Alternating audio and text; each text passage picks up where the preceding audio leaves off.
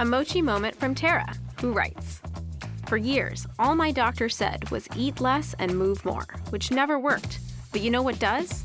The simple eating tips from my nutritionist at Mochi. And after losing over 30 pounds, I can say you're not just another GLP-1 source. You're a life source." Thanks, Tara. I'm Myra Ahmed, founder of Mochi Health. To find your Mochi moment, visit joinmochi.com. Tara is a Mochi member compensated for her story. Hey listeners, this is Peter, and welcome back to the History Shorts. Today's episode is brought to you by the Podcast Republic, your ultimate listening app. Discover and subscribe to thousands of podcasts from around the world.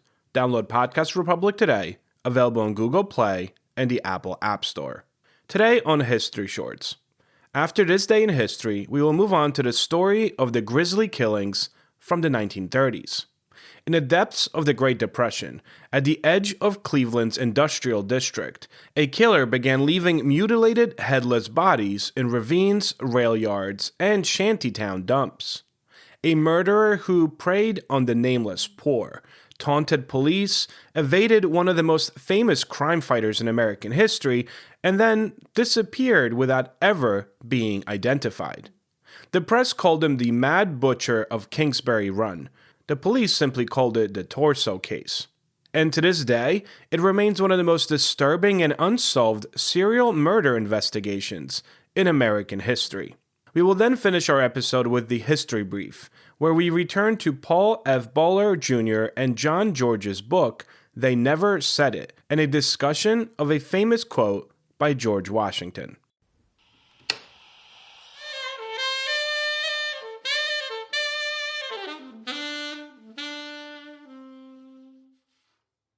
A quick word from our sponsors. This day in history. On December 30th, 1922, a new nation emerged on the world stage when the Union of Soviet Socialist Republics, or the USSR, was officially formed. Born from the ashes of the Russian Revolution and Civil War, the new federation united Russia, Ukraine, Belarus, and the Transcaucasian republics under a single communist government.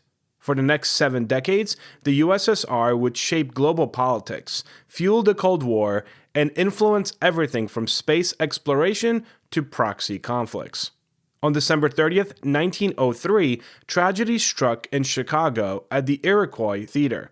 Billed as absolutely fireproof, the building became the site of one of the worst theater fires in American history when a stage light ignited scenery during a matinee performance.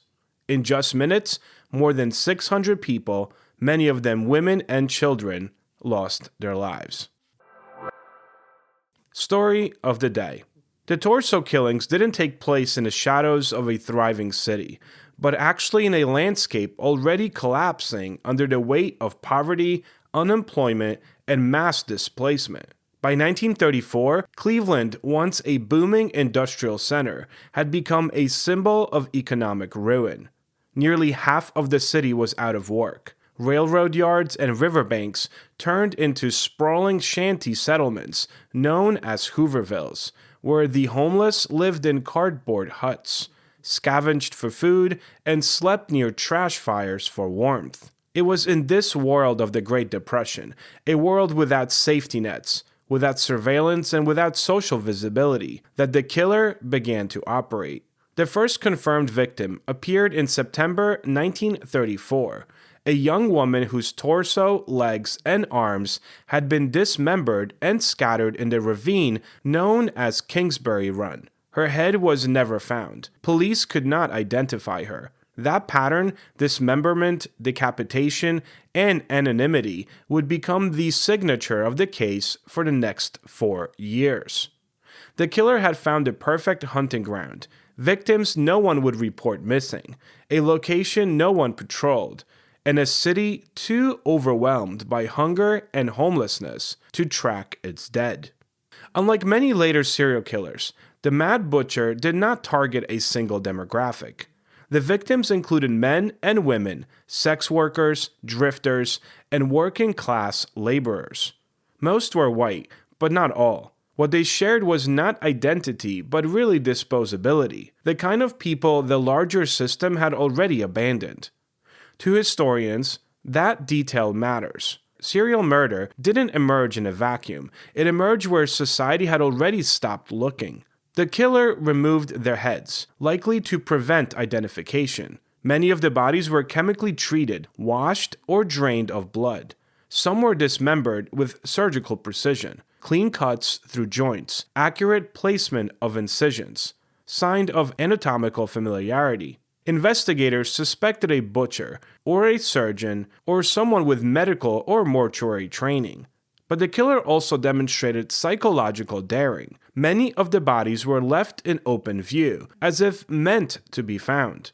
The press quickly sensationalized the murders, but police faced a harsher reality. How could they identify the victims, who had never existed on paper, and, well, whose heads were missing? No fingerprints. No missing person reports, no relatives, no one to bury them. The city morgue became filled with nameless corpses, tagged only with numbers and estimated ages. The physical record of lives erased twice, once by poverty and once by murder. Between 1935 and 1938, at the height of the Great Depression, at least 12 confirmed victims and possibly as many as 20 were discovered. Some were found near Lake Erie, some in vacant lots, some in hobo camps. One victim was found with a body cut in half and then placed in 2 different burlap sacks. Another was left on the steps of a police station. One was found floating in a river, dismembered but carefully wrapped in newspaper. The killer was not escalating, he was parading, you might say. Cleveland newspapers called the case a carnival of death, I quote. Citizens demanded action. The city's police force, already under pressure from corruption scandals, seemed incapable of solving the murders. And that's when the mayor brought in a national hero. His name was Eliot Ness. Yes, that Eliot Ness, the man who took down Al Capone. He was appointed not as a detective, but as a public safety director, a political position with authority over the police, fire department, and city crime policy. Ness was expected to do for Cleveland what he had done for Chicago: impose law, order, and results. But this was not bootlegging. This was not organized crime. This was something far more unpredictable. When Ness took over in 1935, he was 32 years old, handsome, famous, and publicly trusted. But the torso killer was immune to reputation. The murders continued despite new patrols, new detectives, and expanded morgue resources. Ness reorganized police districts, instituted fingerprinting reforms, ordered forensic photography upgrades, but the killings continued. Behind the scenes, Ness was under siege. The city council turned on him. The press mocked him. His marriage was collapsing. His authority was limited by a police department that he just didn't really control. The only dramatic step he took came in August 1938. Acting on repeated murder dumps in a shantytown near Kingsbury Run, Ness ordered a surprise night raid, during which 63 men, women, and children were forcibly removed. The settlement was burned to the ground. The families lost the only shelter they had left. Ness had effectively burned the crime scene instead of solving it. The public backlash was immediate. Newspapers denounced him. The homeless accused him of punishing the victims, and not the killer. Well, and the killer, you might ask? Well, he simply moved on, and kept on killing. By late 1938, the case involved thousands of pages of police records, interviews, autopsies, and forensic reports. Yet there was no suspect who could be meaningfully charged in court. Several temporary suspects were arrested, including a butcher, a physician, a railroad worker, and a drifter with a history of violence, but none could be tied definitely to the bodies.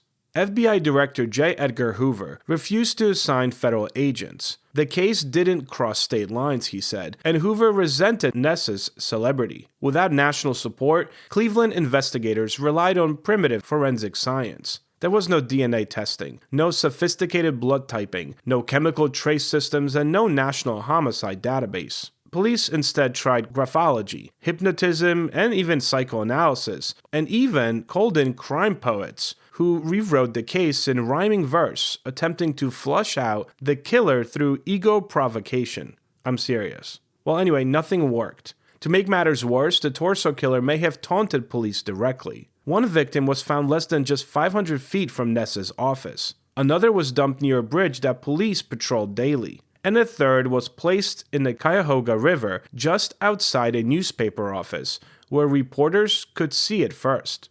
Historians disagree on whether the killer was mocking police, or whether the location simply reflected where the killer lived or worked. But the effect was the same: humiliation for law enforcement, terror for the public, and legend for the killer. The most compelling suspect in the Torso murders did not emerge publicly until well after Ness's death. He was a well-connected, educated Cleveland physician who worked at a hospital near the murder sites, had access to surgical equipment, and had a history of mental instability. His patients feared him, and his family was influential. His political ties were high, however. Ness privately interrogated him in 1938, reportedly using methods that would not withstand legal scrutiny today. Whatever the suspect said in that interview was never released.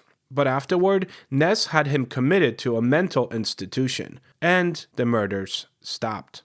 The physician was never charged. The evidence was circumstantial. His name was kept from the press, and his family is still apparently influential today.